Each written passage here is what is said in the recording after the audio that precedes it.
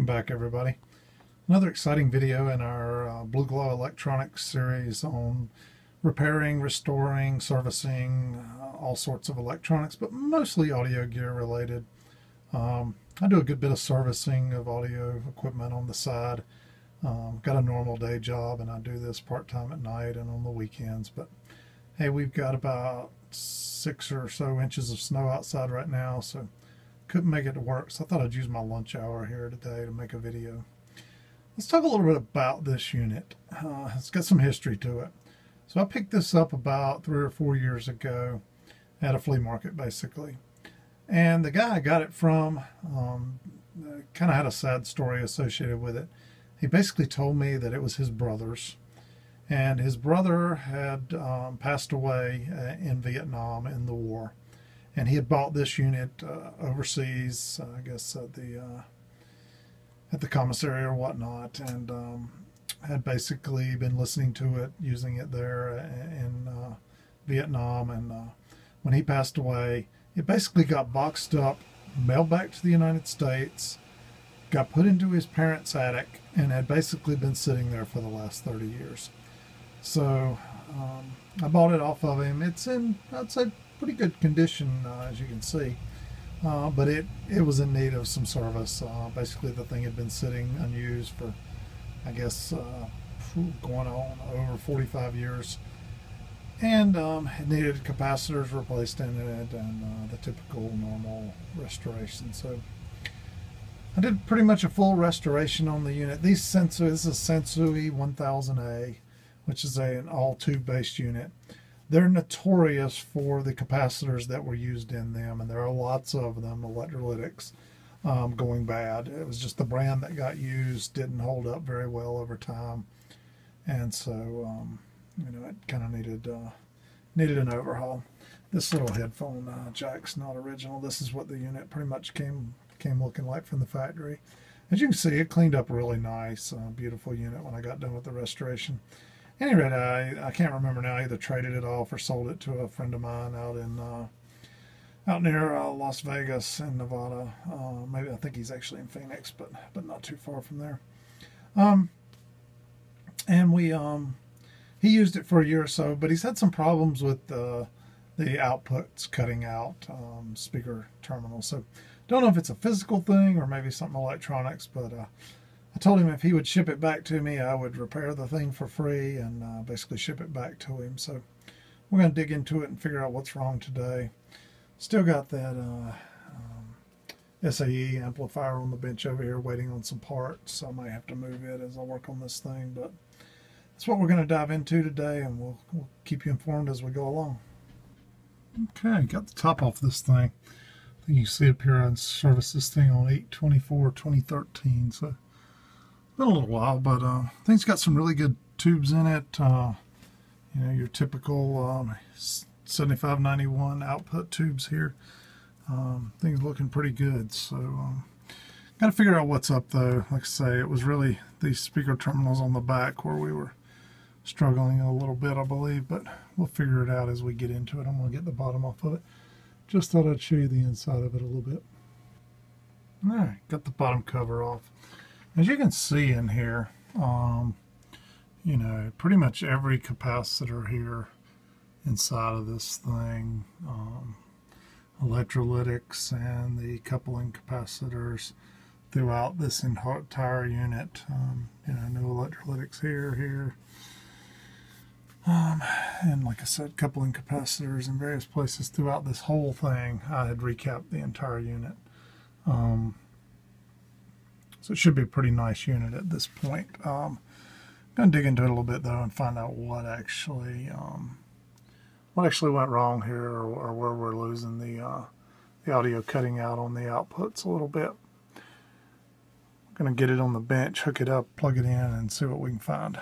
I will say one thing I did not replace was a little ceramic capacitors. Those rarely go bad, and wasn't the level I went to on this one, but and I seriously doubt if those are causing the issue.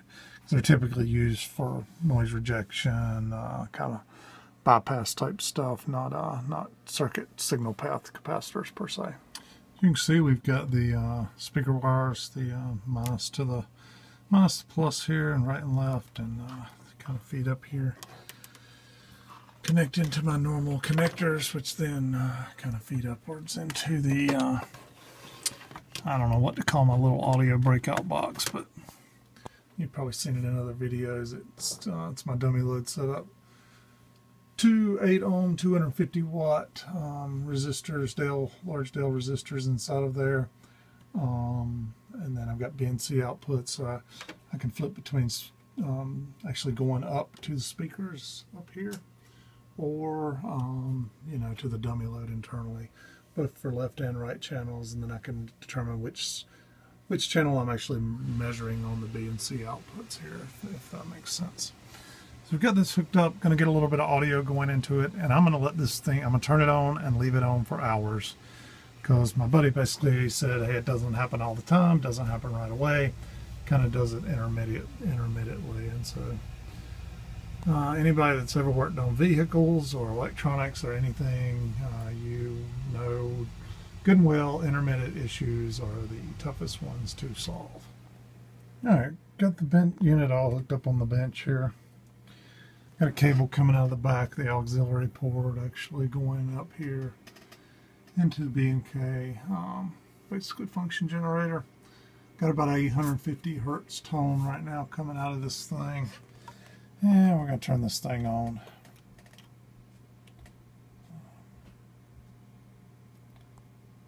Should start warming up. Oh. Should start warming up.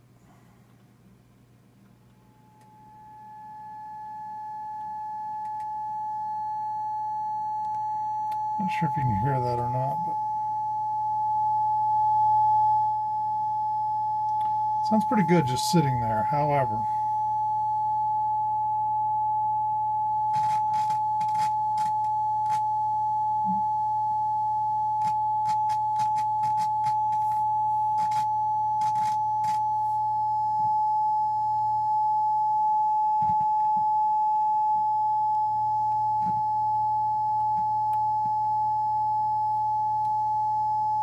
it's the presence knob. I was just turning the treble and the bass.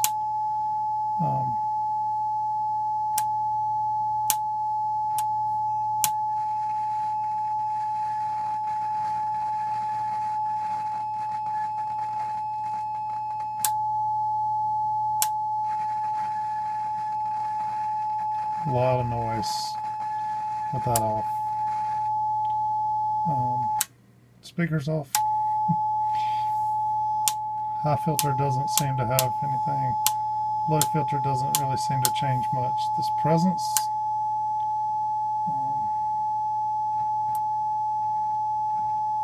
notice as I'm pushing the switch in and out, I can hear lots of noise. I think we've got some dirty switches causing the majority of the issues here. A couple things I'm finding. Certainly some of these switches and pots are dirty up here. But back here, this tube socket, I don't know if you can see down in there, but it's got some green corrosion going on. I think that's something that we're going to have to address here and get figured out. Alright, what I've done now is I cleaned both of these tube sockets really well right here. Used basically some deoxit, and I got little makeup brushes basically that you know, just a little bit single wire here on the end and a little bit of brush. I go down in there and go back and forth with them like that. And now what I've started doing is pulled the knobs off the front. One of them was kind of tough, so I had to use the 2-spoon trick again, and if you haven't seen that, I showed it in one of my earlier videos. And then there was a screw here on the balance, one on the volume, and got one of my Australian Shepherds here that came to see me. She's a pretty girl. The volume knob here had a screw on it, and so is the balance selector. But once you get all those off, still got one more knob to get off here. Pull it off, and the faceplate at that point basically will, oops, another set screw back here. So basically I use a real high quality set of wrenches here that are that are chromed and real, let's say rounded per se, not real sharp, jagged edges.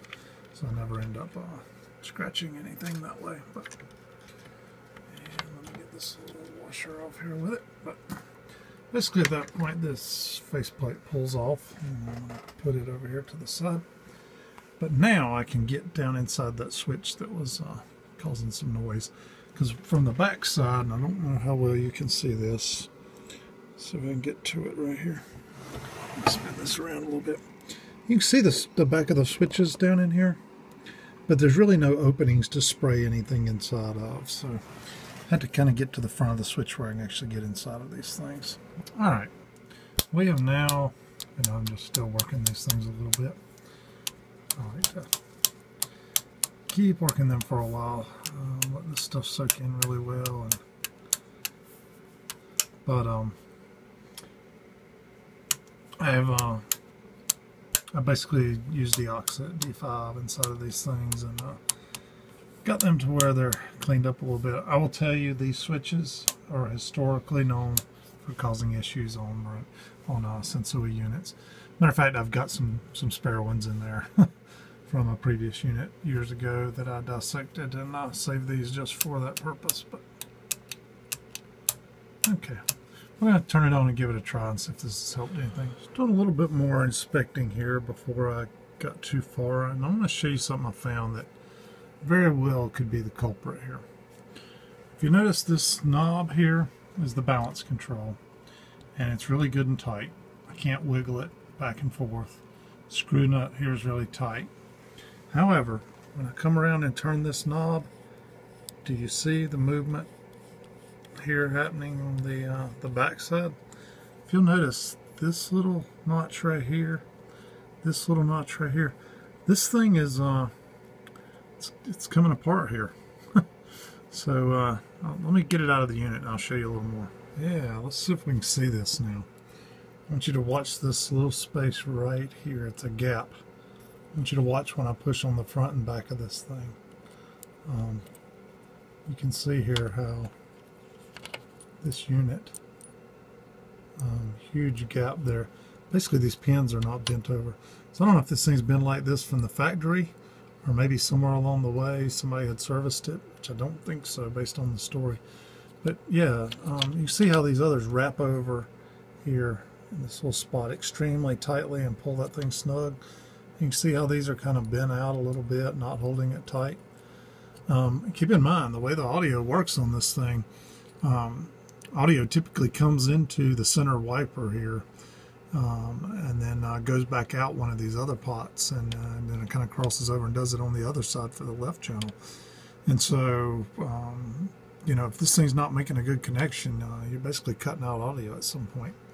Don't know that this is it, but we're gonna troubleshoot this. I'm kind of taking a approach of, I've seen several things that could be causing some issues, and I'm just addressing them all. Okay, as you can see now, I've used my needle nose pliers and I've crimped all 4 of them all the way around, and they're good and tight and snug, just like these others are.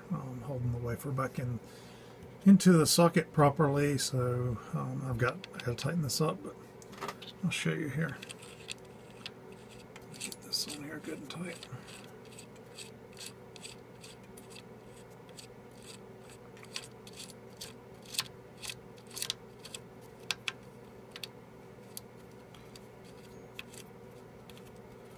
Okay, once that's good and tight, you notice the back here, as I turn the knob, there is no movement of those units at this point. So let's see if that helped anything. All right, after all that, still having issues with popping in the channels, and you can see it playing out here on the scope. See the noise popping up from time to time. It's not going to do it now. Yeah, you see the glitches. Let me show you what's causing this. Finally figured it out. I came back around to this thing. And so what's happening is you're pushing buttons and knobs, you're shaking this tube. It's not, I mean, I can tap anywhere here on the chassis. And it's shaking and moving that tube. So I got a bad tube socket. I've got 2 choices now at this point. I'm going to try something here. I've got a little Dremel tool that I use all the time. And I've got a set of diamond burr polishing bits, basically. So got a really fine one here that's kind of, you can see it here, it's kind of triangle shape, really fine on the end, and it's as you can see, the surface on these things, they're basically just coated with diamond dust, and really good for polishing and whatnot. So I'm going to try to polish the inside of that tube socket and get it cleaned off a little bit, because I have nothing to lose, basically. If it doesn't, I'm just going to go to the extent of unsoldering all the wires from the socket and putting a new socket into it, and we'll see how it turns out. Alright, we basically worked the Dremel tool. Let me show you here. I basically turned it on its lowest speed, worked it down in here like this, kind of let it work its way around a little bit, and then I pushed it down until it basically shut off. And at that point, what it's doing is kind of deburring down in there, per se. Then what I'd have to do for each and every little socket here is you kind of have to get a teeny little flat screwdriver on the other side of one side or the other of this. And you have to kind of tension these things back together, because when you go down in here with this little triangle shaped bit head here, you're actually kind of spreading those things apart. So I've got them back together now. I'm going to see how tight the tube fits down in here now. Oh yeah, feels much better. Doesn't feel great though. We'll go back through it one more time here real quick. Alright, I went back through one more time, and this thing feels much better now, good and snug. Actually, what I did was retension the other side, so I made sure both sides of those things were pushed together really good and tight down in there. And I'm going to see how it does. Alright, got it turned back on. Volume goes up and down.